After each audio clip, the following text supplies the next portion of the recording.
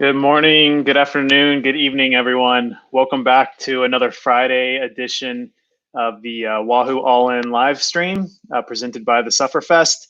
Today we have a special guest, as we discussed on Monday. He joined us on Monday as well for a workout with Coach Neal. I think he he put himself through the ringer a bit on Monday's workout, keeping that FTP level up to about 100%. So definitely put in the work on Monday, but Mr. Pete Stetina is back today for a discussion and live Q&A. So go ahead and start queuing up your questions now, dropping them in the comment section.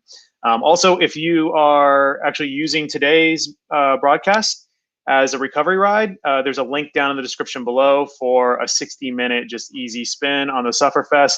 And if you're not currently a Sufferfest subscriber, you can click that link down in the description below as well. And the code there for a trial is in the description. I'm excited to have Pete on today because if you don't already know, Pete is we'll get into all this, but Pete is recently ex-World Tour pro, still pro, not retired, has transitioned over to the gravel world, and is he made some big waves last year with a win at Belgian Waffle Ride in San Diego, and was primed and ready to go this year. Obviously, with the current situation, racing's been kind of put on hold. But we'll catch up on all things gravel, World Tour. Here's some really cool stories because he was a World Tour pro for I think 10 years on supporting some of the best riders in the world. So let me go ahead and bring in Coach Neal here real quick. Neal, welcome back for another Friday edition. Thanks, Matt. Great to be here. Thanks, everyone, for joining. Do you have weekend plans?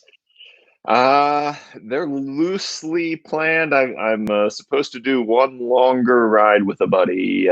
Again, very distanced. He'll probably be dropping me the whole time, so it won't be very difficult for me to maintain an appropriate social distance. But hoping to head out into the hills a little bit above Boulder out on the gravel bike. So get a 3 or 4 hour ride. That will be the longest I've been on a bike in a while.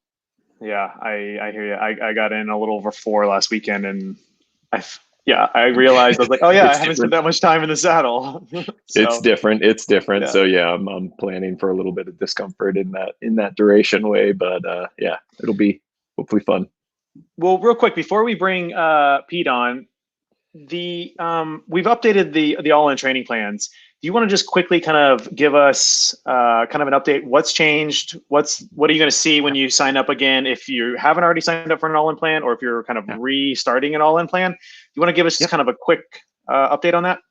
Definitely. Our all-in plans were created by our sports science team to really offer something for 4-week blocks that aren't at that kind of upper level of training intensity overall, but incorporate a mix of different activities to keep you healthy and fit. So again, we may not be going at that absolute upper limit with intensity, but we've got riding in there. We have different schedules that are cycling specific. We have triathlon or multi-sport ones, and then plans that include actually really pretty much just a focus on yoga and strength training.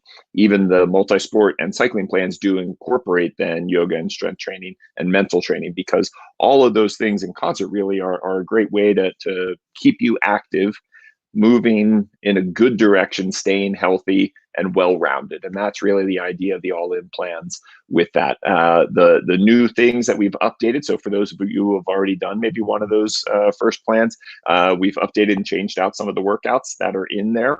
We've also added on the front end the half Monty test to assess where your fitness level is at, so that again, you're not working too hard or too easy. Training is that balancing act, and so knowing where you're at is definitely good. And half Monty is a great entry, especially if you're new to 4DP training like we do in the Sufferfest. So those are kind of the main things. And again, those are free for any subscriber. And we have our free 2-week trial to get you started. And then if you use the all-in Suff plan code, then you get an extra 30 days. Yeah. I think we're going to bring Pete on here, but I think Pete's probably grateful that he didn't do Wednesday's half Monty test. He's done that once already. We should actually bring him in and ask him about that, because he did that in Boulder. But he did the if next you haven't, level version of it too. Yeah, that's true. In the lab with lactates and VO2, so he had to do the extra, and with cameras and all that. The works, yeah. More than he ever did, actually, I think, as a World Tour athlete, as he said. But real quick, kind of last plug on this is, if you haven't watched that, go back and watch Wednesday's live stream. It's not just about the workout. They really get into like testing protocols, why testing is important for an athlete, really understanding your numbers and what does it actually mean for you. So we gonna go into the weeds a little bit on that. And then there's a whole bunch of additional resources listed in the description below. So if you want to kind of use Wednesday's live stream as a jumping off point, and then you can really dig deep into understanding testing and kind of what it means for your training. So without further ado, let's go ahead and bring in Mr. Pete Stetina. Pete, morning. Hey guys. Welcome How back. are you, man? Welcome back to the All In live Q&As. Thank you. I know. Thanks for the heads up. I was in kit ready to actually ride on the trainer. I thought I had to do this while pedaling like last time. So I did like a Sufferfest wardrobe change. there was a part of me that was like, oh, maybe we should just let him hang a little bit on this. Just he's the guy on the bike. Too bad we can't like remotely like ramp up your resistance and then just see what we can do. It's coming. We may be working on something. New workouts you can hack in. And Though those that have coaches and give their coaches permissions, coaches are going to be able to be like gods over training. You will not cheap out on that interval. Up. So, well, thanks for joining again. Any news from your end between Monday and today? Anything change for you? Yeah, they opened up our parks. It's good news. So yeah, California had such a crowding problem, especially at beaches, that they just were like all parks closed, trailheads, they're too packed. We've had a pretty good curve, luckily, so they're slowly opening up a few things around us. You can't park there, but you can ride or walk from home should you live close enough.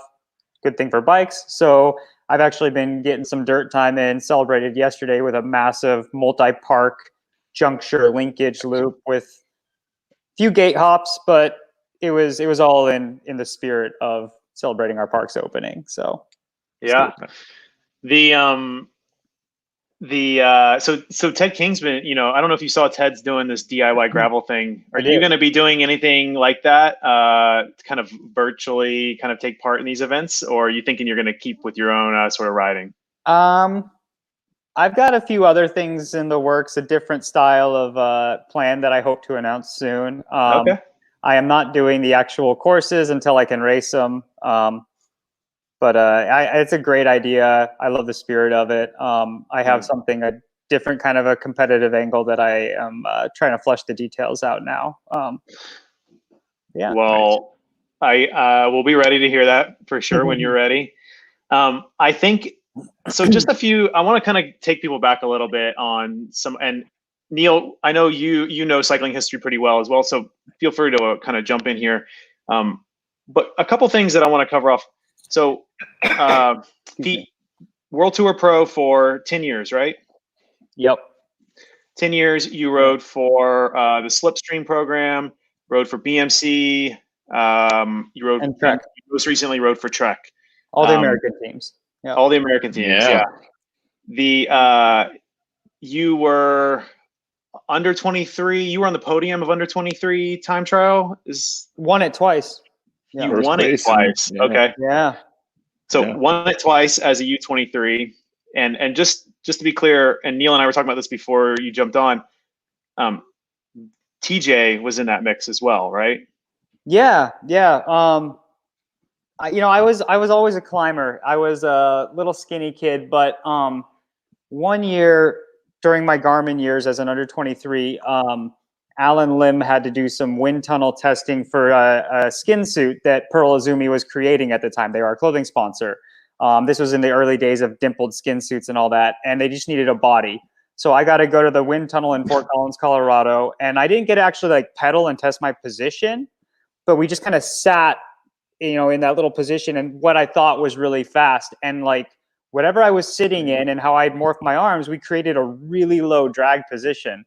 And Alan was like, man, you're young enough. Like, if you can just stretch enough and like keep limber and actually produce power like this, that's going to be a game changer. And I trained the hell out of it. And I actually kind of became a TT specialist, and I won nationals twice. The first one was almost like a fluke. I don't think I'd ever won a TT before. And then at the end of the second year, as I was leaving under 23s, it was kind of this two factors came into influence. One was I entered the pros where there was real horsepower. And I just focused so much on climbing and what I was really good at to make a difference there. I kind of lost the TT a little bit, but then also we had been changing bike sponsors, and the team had taken my bike and parted it out and sold all the parts on eBay, but they didn't take my measurements. So we lost the entire special position, and these like goofy, like the bars were coming up from under the cow horn bars and everything to get it just right. And I could never replicate it. Oh, that's a shame. Yeah. I know, Neal, you know a decent amount about TT positions with hour records and stuff like that. I'm sure you take those measurements down to a T for sure. Yeah, position and being able to replicate that is always an important thing. Like actually with both Rowan and Evie, when they did their hour records, we actually didn't go to like the optimized hour position. We took where their time trial position was on the road so that the transfer of what they did on the track transferred back to the road. Because ultimately they were, they raced on the road as their highest priority. And so both were able to have success in that hour, but we probably left a little something on the table by not just going to the absolute sleekest track position. We just wanted that instantly, like from in the season, to be able to go from, okay, you've done that on the track, bam, hop on your TT bike and go rock out. So, yeah, Pete, you think, it's when you think about likes of Rowan and Bradley, you think you'd ever give the hour record even a glance? I have no seated power. There's no way I could ever do that. And this position I did have for those few seasons, it was so extreme. If I can ever dig up a picture and send it to you guys for fun, it looks like I'm sitting with the saddle tip in my butthole. It is insane. And I couldn't do it in a stage race with a little bit of fatigue. I was very much a one-day time trialist when I was fresh, and I couldn't walk with the glute pain for hours afterward. So and those are you probably can't around, even. Like 30K. So at most, not even 40 minutes. Exactly. Worth, so. Yeah. Yeah, you probably can't even bend in the position you need to bend anymore. You're I'm nowhere near as flexible. I have old man hips now. I had bike fitters since then. If you pedal so many miles, sometimes the ball and socket starts to enlarge. Apparently it's a common thing with hockey players and cyclists, just so many miles. I have to do rubber band exercises if I wanted to be a time trialist, and gravel bikes are more upright. Yeah. All the power's there. So it's a perfect segue, right? Yeah, maybe that's why I went gravel. It's super long time trialing though. There is some draft, but a lot less draft than on the road. Oh yeah. So, from those days, you went world tour, and then first team was, if you remind me, but BMC, right? Well, so I was with Garmin forever. Yeah, I spent over and a then decade. You went to BMC? Yeah. So the first 4 years of in the middle. My pro tour years was Garmin. I was Jonathan Vaughter's original rider from a junior team in Colorado. As it grew, I was able to make the cut and develop enough every year to make the step up with the team. So I spent a decade under the Slipstream organization into my pro tour years. 2010 to 13, and then 2014-15 I had signed with BMC, and then I spent the last 4 years with Trek. So. But during that time with the Slipstream program, you were part of I believe it was the 2012 Hagedal Giro. Oh yeah, that was. I'm sure that was a special defining ride. Moment. Yeah, that was amazing to be a part and take that of something historic like that, and also to take the responsibility of the race on your shoulders like that. That was, that's something I still remember and that I used in experience later. trying to help leaders in other Grand Tours and stuff. It was a lot of fun. You even wore, if I remember correctly, and this is really going back to my memory, but you also wore a young rider's jersey in one of those Giros, I think. Yeah, there was a few days I was in I was leading the best young rider classification in the Giro while helping Ryder. And I mean, it was just luck. You know, we had a really good team time trial, and we were all up there in the classification, and then I had survived a few more mountains longer than a lot of guys. So I had a little lead there, but then the proper team duties took over and I wasn't really focused on that. So I think I finished, third in that classification maybe or something. I mean, I still had a decent Giro just by being a mountain domestique, but no, I got the white jersey and I got like the little like goat stuffed animal that goes with it. And it's nice. It's in a duffel bag in a closet somewhere. So I haven't for you viewers, I have not told Pete we're about to do this, so this could be crash and burn big time. But I queued up a couple images of you over your career. You've had a few. I would say you kind of have a consistent look, but there's a few little changes here and there. So I dug up some images, and what I want to do is I want to go and pull up these images on screen. One, to hear your perspective on them. Two, they're nothing too embarrassing. Two, I'd love for viewers to go ahead and kind of chime in the comments with what Pete wore best during these years. So let me go ahead and queue up this first one here. I think this is 2016, I believe. 14 or 15. 14 or 15, yeah. Baby face. I was actually working with BMC in 2015. Okay, yeah, that was 14. Team camp photo. I mean, classic, like ride at freaking 6 a.m. with the sunlight and like ride back and forth and look like you're trying hard. And Dina, in Dina there in Spain, huh? No, because actually that year I was part of the American contingent that got to skip Euro camp, and we went to the Tour of San Luis or San Juan, whatever the Argentina one was. And so a few of us, like Darwin Adapuma, myself, we had to do these photos with a third-party hire in Argentina. So this is like in the hotel parking lot before San Luis. And my first race result, we had a mountaintop finish on like stage 2 or 3 there, and I got second to Arredondo from Trek. So that was my debut with BMC. It was actually a good memory. And then I got a stomach bug because Argentina, and I was crapping myself in the race.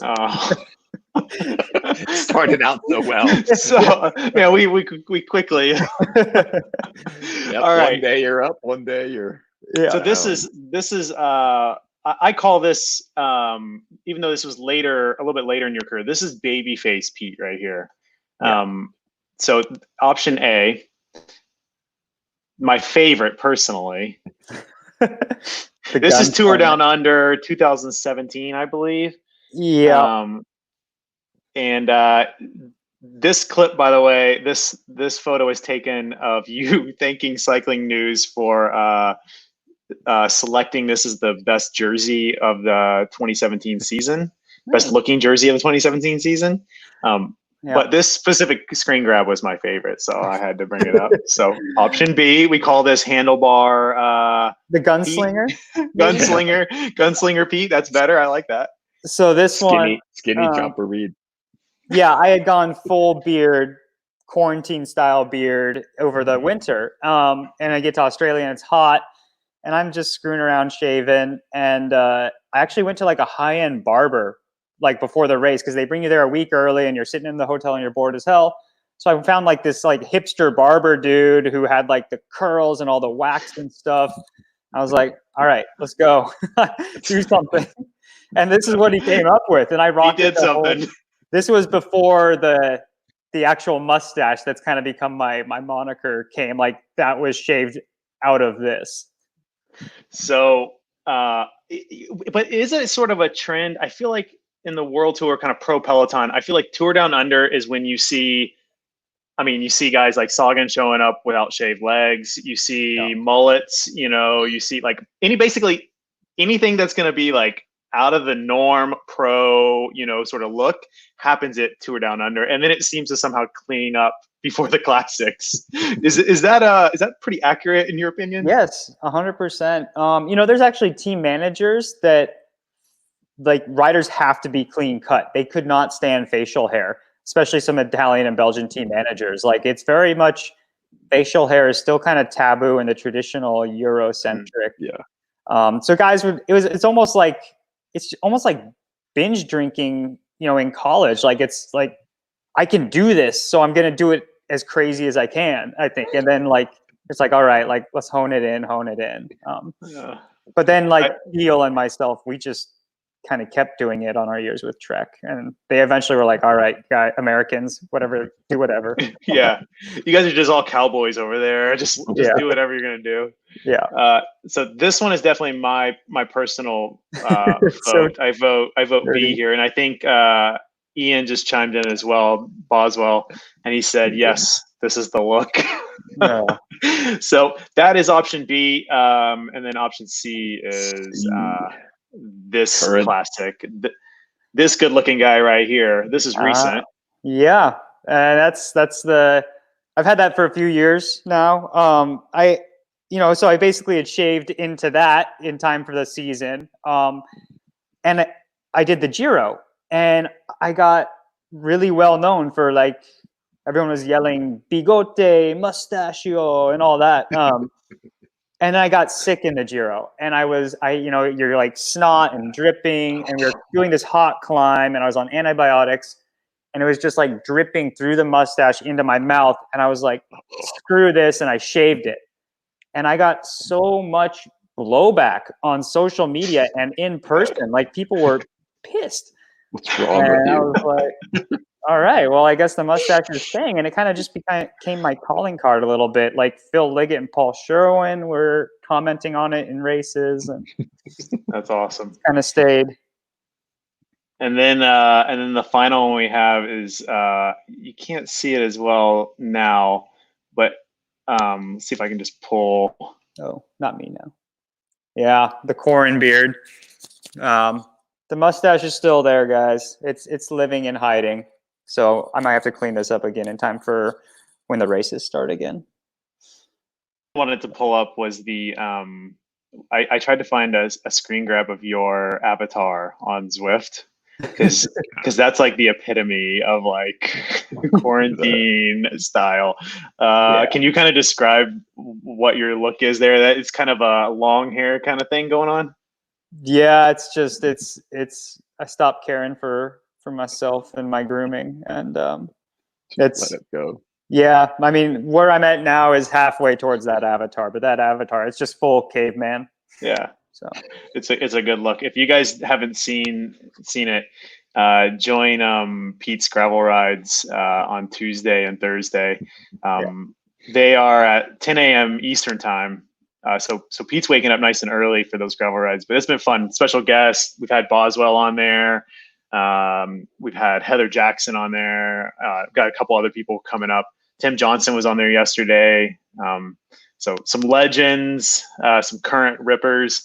It's a lot of fun on Tuesdays and Thursdays. So yeah, Matt's done a bunch of them. We get in the Wahoo jersey, and we're on the Canyon Grail e-bike, which I just found out apparently on the dirt roads in Watopia, this Canyon gravel bike is the fastest bike you can have. Like it's actually specific to the terrain there, which is that's a cool little thing. I mean, ours is very much a social ride, but whatever. It's a social ride if you're like in the back. Everybody on the front is just drilling it.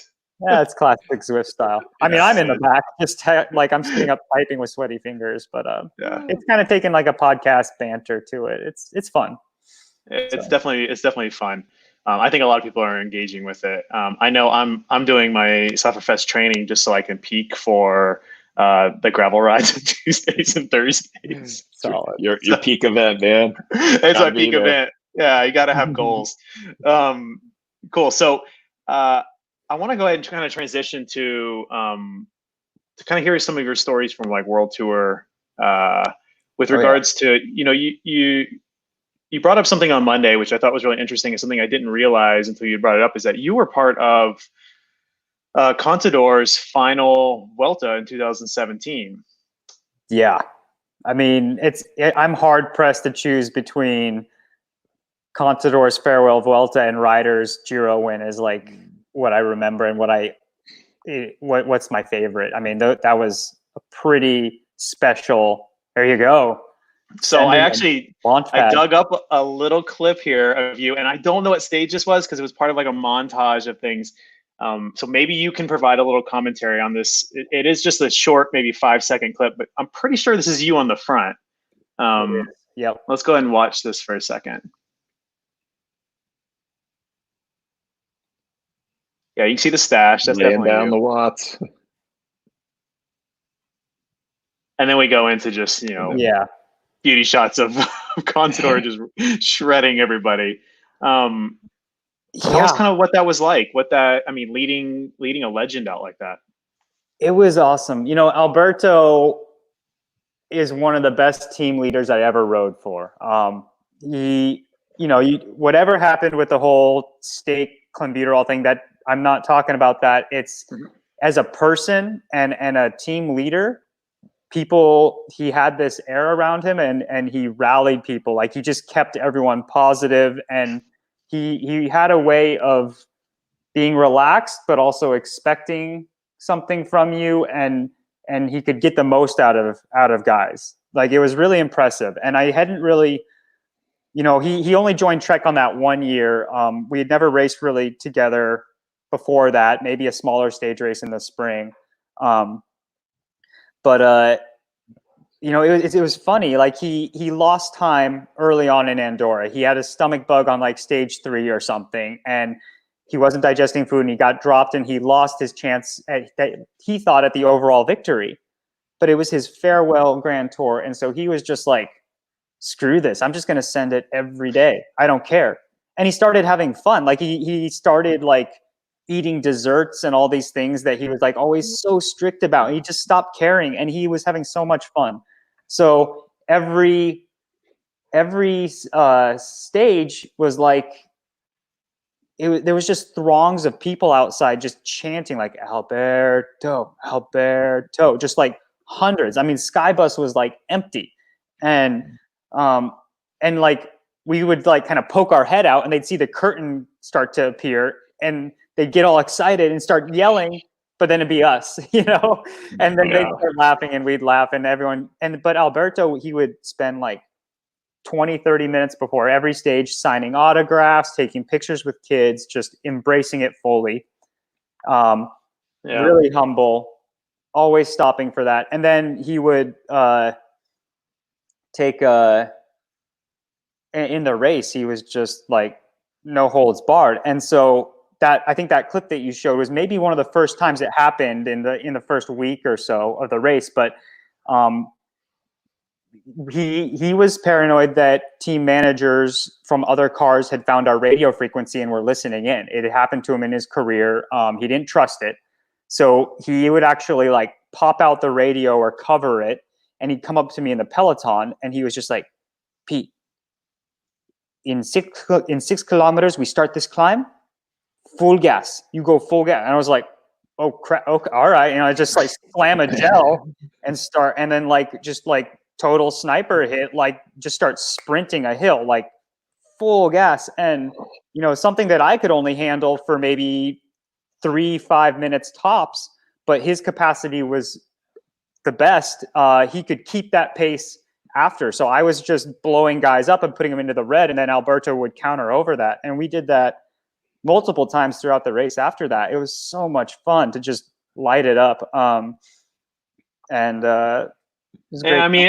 It's nice to actually race, right? I mean, exactly. Neal, I'm sure you've worked with athletes, that there's frustrations when, you're in the race, but you're not racing, and it's nice to actually be competitive, right? Yeah. I mean, you prepare to be able to have that performance, right? Like, exactly. Too many people these days, I'd say, kind of focus exclusively on their preparation to be able to do something that they have like associated with like an output rather than the race performance and the capacity then to express that and to be able to have an impact. Like, to me, that's more important. Like, I've seen some phenomenal race results, and in some cases we lost the power file for whatever reason, like the head unit had an issue, or the TV motorbike was really close, and so it's like jamming the signal, so like the head unit wasn't even registering that. And these athletes have had phenomenal results, and there's not a power file. So, and some people like, what did they do? It's like, they freaking won, man. That's what matters. Like, they actually raced and had the best output. Like, and that happened. I've had races with Taylor and with Evie Stevens and with with Rowan and others where the files are gone, and it doesn't matter. It's what they did, the race, like, and they engaged, and that's the cool stuff.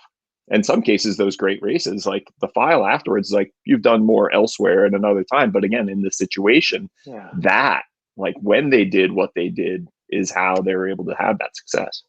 And that's something that, again, too many people get focused on the wrong things at times. Yeah, I think that's an interesting question for you, Pete, is what I think. So you were, when you were always a really kind of like high mountain domestique, would you call yourself that kind of? Yeah, I'm a pure climber.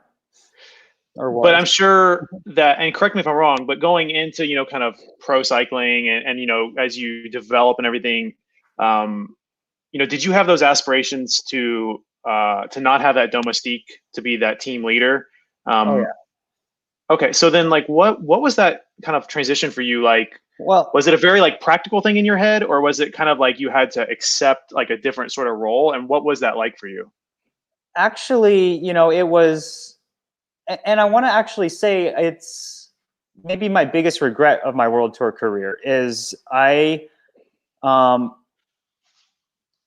was always so close, and I had that promise, especially before I shattered my leg in 2015. I was making big gains every year. I was climbing top 10 in World Tour mountain finishes. And then but I was never, the Quintana, the Chris Froome.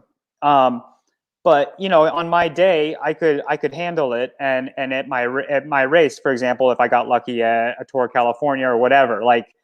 So I was always kind of stuck in this middle ground where I never quite became the big GC leader, but I was valuable enough to the team to wait, and I could be a good backup card. I could, if something happened to the team leader, I could still carry the torch and get a respectable GC, or it was my job just to stay with them because I could make it quite deep into the final until those final like attacks were going in the last mountain. So I actually never really learned to become like a stage hunter or a breakaway rider because I was always kind of in the middle. And even into my last year in the World Tour, it was like, okay, Pete, like you're gonna, do the Giro in support of whoever, but then you're gonna do, like California, you'll focus on the GC or whatever, or Tour Utah, and I loved it having my own shot like that, but because of that, I never actually like got to go hunt stages and go for that win. And mentally, I never really left that GC mindset. I was always kind of like in between the two. Yeah.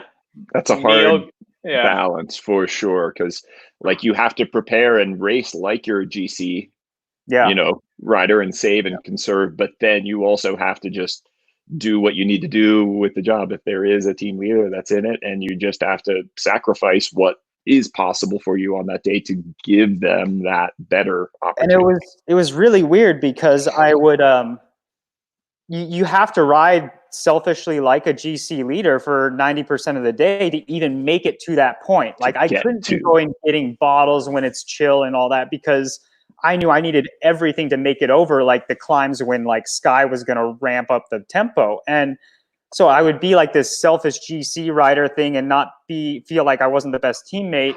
And then all of a sudden you have to do this 180 mind flip in like the last 30 minutes, hour of the race and be like totally selfless. And I prided myself in doing that. Like I was loyal and I always did my job, but sometimes if I couldn't perform on the day, then I feel like I was selfish and my teammates would just be like, oh, like Pete didn't carry his weight today or whatever. And other times if I would try to help early, then I would screw myself for later in the day. It was a tricky balance, but I did it quite well, I feel, for a lot of years. 10 years. Yeah. 10 years is a long time to be riding at that level. So kind of transitioning from the highs of kind of 2017, and then you had 2018 and 2019 with Trek. What was that final year like for you? Given that so let me preface the question a little bit. Last year, you carried a full world tour schedule, in addition to an alternative schedule that included Belgian Waffle ride in San Diego, which you won. We'll get into that in a minute. And then Dirty Kanza with 200. And then you did SBT Steamboat as well, correct? Just Leadville, not just Leadville. That's right. Yeah. So let's talk about that transition year last year and sort of what that was like, and maybe and then we'll get into a bit of Belgian Waffle ride as well. Yeah. 2017, I came off that high with Alberto's Vuelta. 2018, I got Epstein-Barr virus, and it wasn't really diagnosed. It was a very mild case, but it was just enough to shave a couple percent off the top. And I was all season floundering and wondering what was wrong with me. Maybe my body just didn't work anymore. I had too many Ks in the legs, kind of thing. But it was eventually diagnosed. I was able to focus my efforts differently. Trek came around with a lifeline contract saying they wanted me on again for 2019. They still believe in me. But I had already kind of heard about the gravel movement, and it piqued my interest. I mean, I had done some like local style events underground or whatever. And I kind of went back to him. I said, well, I'm thinking about this thing, and this makes sense. I want to do this. And if I sign again with you guys, I really want to do this. And Trek Marketing said, hell yeah, that makes sense. Like, sure. But the team management side of things didn't quite see it the same. They're very much traditional Euro mindset. And I didn't know anything about the EF boys' plans. Like, it was just totally coincidental that they were going the same way. But anyway, so I had in my contract for 2019 to World Tour is still the focus. That's my job. That's my career. And that's where I was fully motivated. But I had Belgian Waffle Ride, Kanza, and Leadville guaranteed in my contract, with a few other events should the calendar open up. And I got to go to them. And that was just kind of the beginning of what became this career trajectory. Yeah, I think that actually brings up an interesting thing before we get into Belgian Waffle Ride and that sort of spark there. Neal, have you worked with athletes? I'm sure you have, but what is it like to balance your own personal desires? And we kind of touched on this just a minute ago with, being domestique and everything, but balancing like your own desires, like, okay, Pete, you want to go race gravel in addition to, what pays kind of the bills, the world tour. But also managing like expectations with regards to like your job. I think most of us as like non-athletes can relate with the balance of managing our own desires to train and maybe race, get the most out of ourselves, as well as managing, a full-time job, family, that stuff. But for elite level athletes, what is that like mental process like, and what have you dealt with, and what have you seen, Neal? Yeah, it's a challenging place for a lot of them because you have certain plans initially in a given season, and then whatever happens within the races, like if you've had a bad result, then the lack of, in some cases, like faith of giving you another opportunity happens. And so then a rider's like, what do I need to do? And it's like, well, you had your chance, and it's kind of like the door shuts, and then you're kind of relegated in a support role for, there's riders, men and women out there that literally they had one shot to kind of like lead at a race, and it didn't go well for whatever reason. And that was the last opportunity they got, which is like, that's brutal. That's really hard. Now, I know a lot of guys like that. Yep. Yeah, I was going to say there's probably more that happens than get more opportunities. it is definitely a challenge, and so they have to make, peace with it in some way, or sometimes look at other options. And there's some folks that have come out of their racing and kind of like done some different things, switched over. Like some people have even like jumped into some multi-sport and done some interesting things here and there, which is just like this. There's sometimes opportunities in one place, when they don't happen, then you just have to redirect. There's those who will switch teams to be able to regain an opportunity, and that's honestly where you sometimes see like this. Whoa, where did they come from? Like they hadn't been doing anything for a couple of years. It's like, well, it's not that they couldn't have; they just were in a position that it wasn't. They weren't allowed really within that team and that environment. And then they come out, and man, they had that ability still, or they had built up that capacity and the fire to really go. And so, being able to manage the motivation is the real challenge, and so Big Mo. I could attest that's 100% true, and I probably got more chances than I should have in my career, honestly. Like, I mean, my teams were always really good to me about, like I said, I was able to balance personal aspiration with domestique duty. And for example, like I basically always got to fly the flag at the American races, more or less, unless they were sending one of the big hitters, but I would usually lead the team at Tour California or Tour Utah, the Colorado Classic. So those would be my personal goals. And they'd be like, all right, now I'm going back to Europe.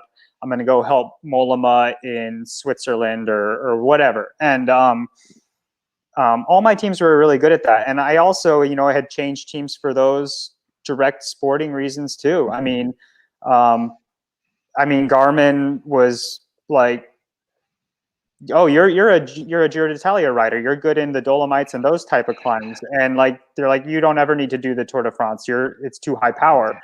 The big part of, why I ended up at BMC was they were like, hell yeah, we want to send you to the Tour de France, and that was, you get pigeonholed so easily, even though I had never even done the tour before.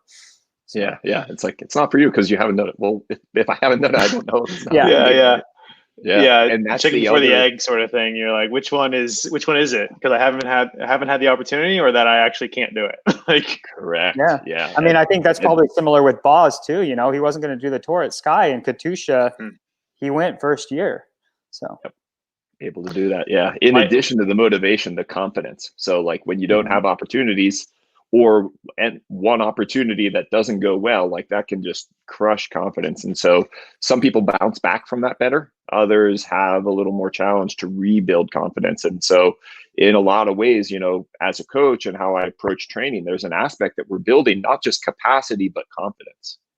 And so if you sometimes even come in without necessarily the capacity, but you have the confidence, more is possible in that way. Guaranteed, and so that's honestly another part of it for sure, that is a major impact. So for somebody who isn't in that professional environment, well, what does that mean? Well, let's just say you have some events and your training hasn't gone as well. Well, what do? It's okay, well, what things have gone well, and then be able to kind of sync that motivation and hold on to some of those things that give you that positive confidence as you go into it.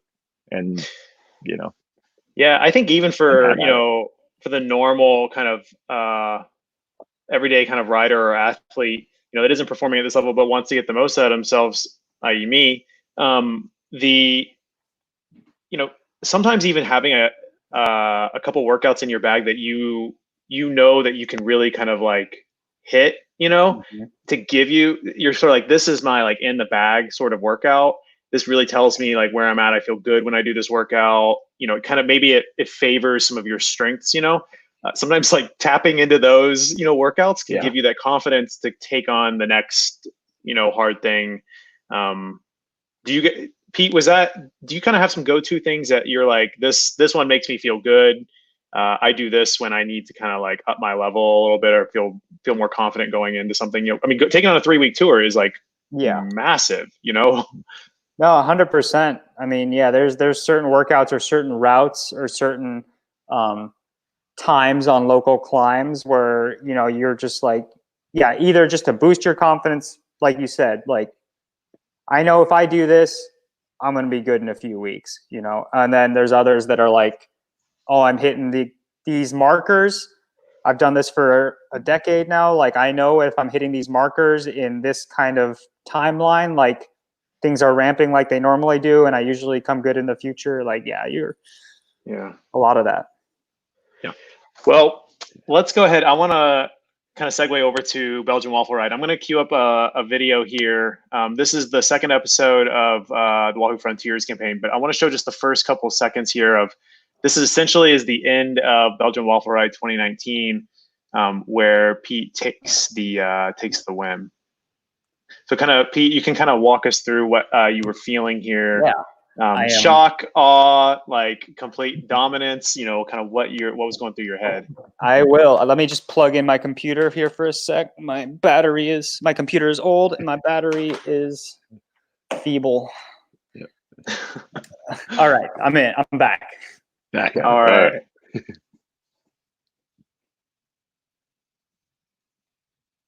Oh, you don't have the 6 soundtrack with it. Yeah. The music is the best part of this thing. It is. I had to get Ansel to send me the. Anyway, yeah, Belgian Waffle Ride, the win salute. Man, that was a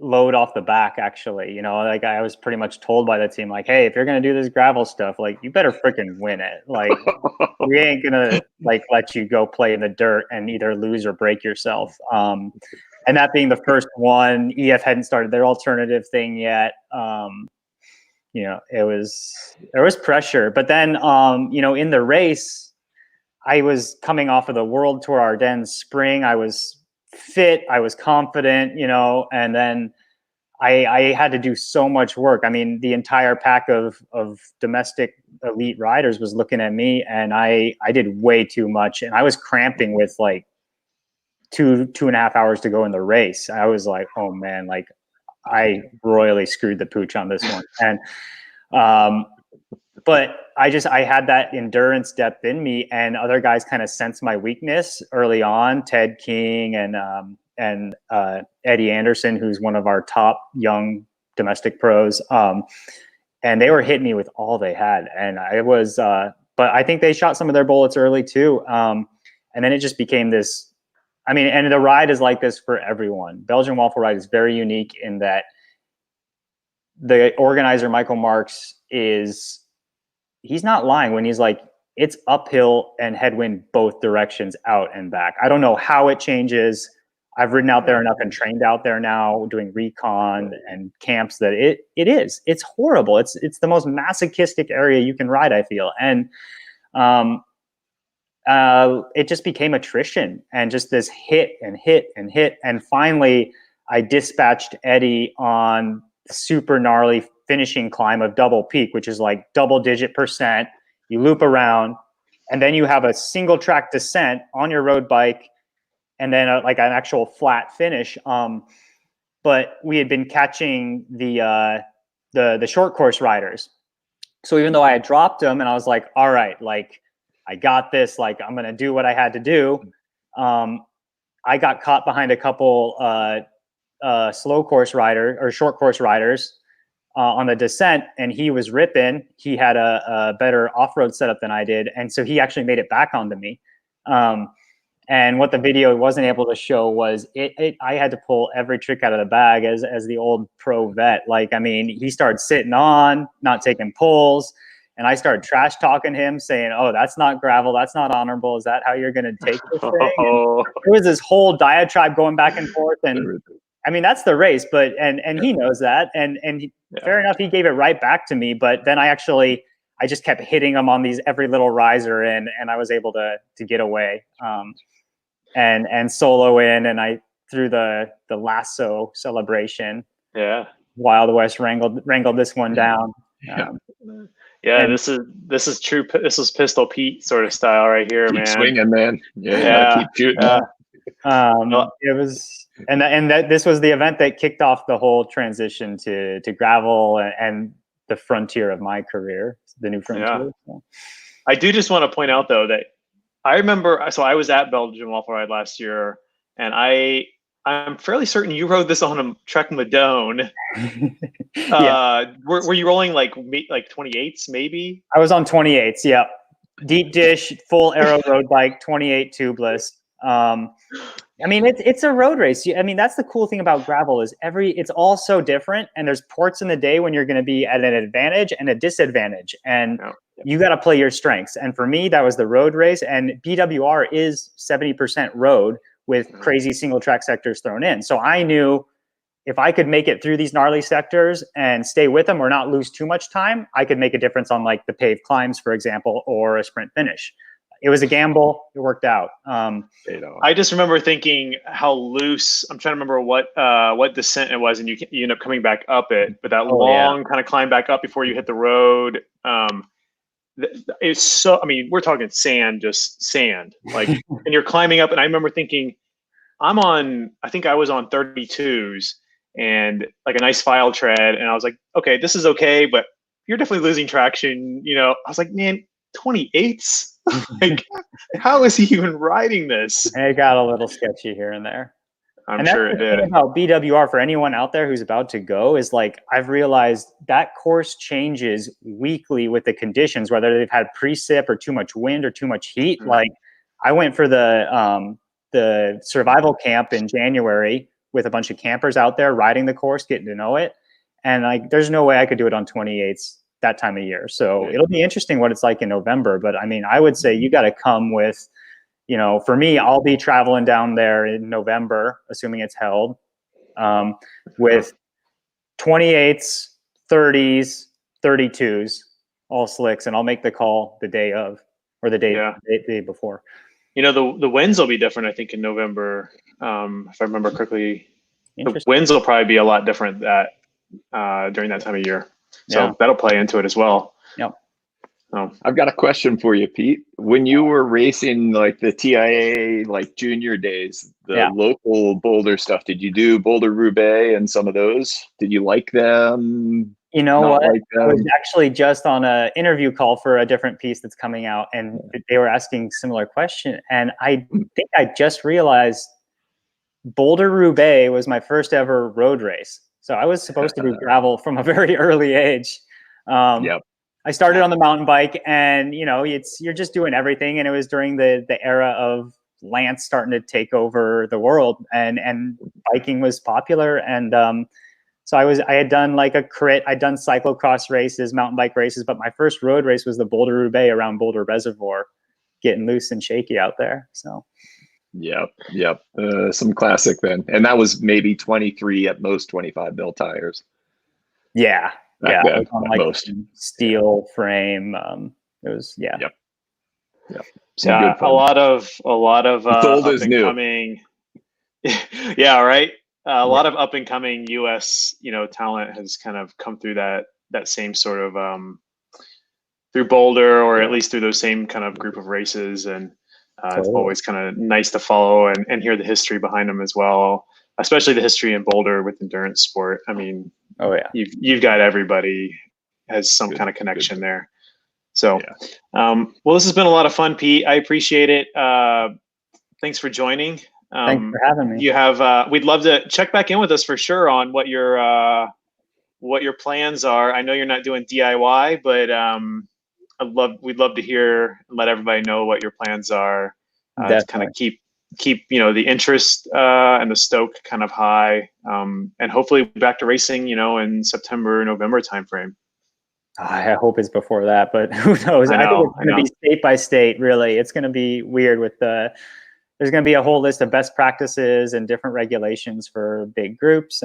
But yeah, no, I hope that something that I'm thinking about can kind of help incentivize people to push themselves in a different facet that they're not used to, but that it'll gain traction. So Wahoo will be getting an email about it secretly. I was like,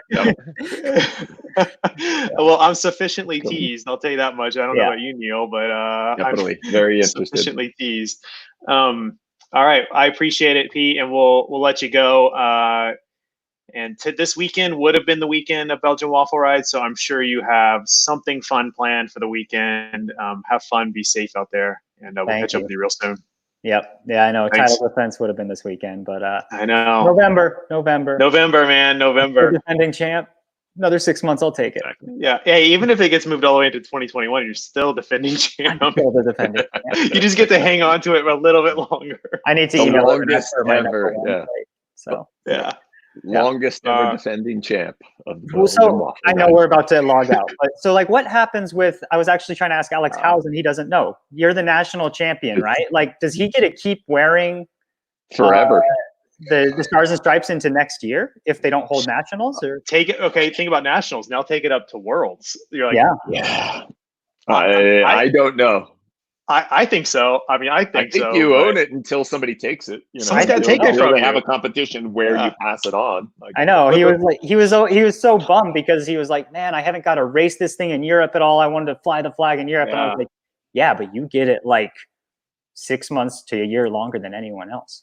The real question is, like, do you get Olympic champions? They, you know, do you get the bonus for that long? 4 years. Yeah. Somebody who's won the Olympics for 4 years. They like Ben Avermaet still has like gold stuff and gold bikes. And, yeah. Anyway. Well, it's a good question to leave on. We'll see how the rest of the season pans out, both gravel, alternative calendar, and World Tour. But we'll definitely be paying attention. So, Thanks, Pete. We'll catch up with you soon. Thanks for hosting me. Bye. Thanks, Pete. All right, Neal. I think that wraps up our Friday live stream. That was another fun one, a little different than we usually do.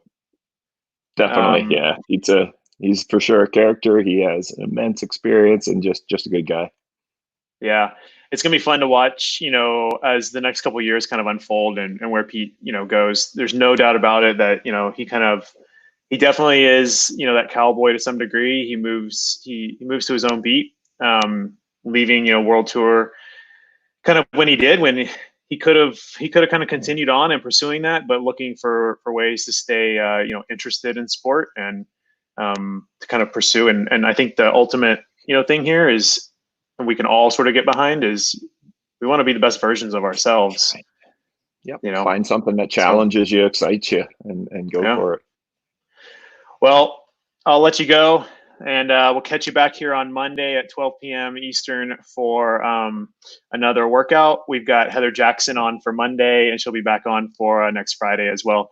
But if you haven't watched the past live streams, go back and watch the Half Monty one as well. Sign up for another 4-week all-in plan, and just stay focused. So we'll see you soon. All right, guys, go ahead and let you go. Thanks for joining again today. Feel free to go ahead and like the video, subscribe to the Wahoo channel, and hit those notifications so you know when we go live. But we do go live every Monday, Wednesday, and Friday at 12 p.m. Eastern. You can do the math in your head on if you're Pacific time, British Standard Time, Greenwich Mean Time. You can figure that out. But 12 p.m. Eastern every Monday, Wednesday, Friday. Cycling workout on Monday, some cross training on Wednesday, and then we do a Q&A like we did today on Fridays with special guests. So go ahead and subscribe. And if you're not a subscriber, you can find all that information down in the link below. Other than that, have a great weekend. Stay healthy and happy. We'll catch you on Monday.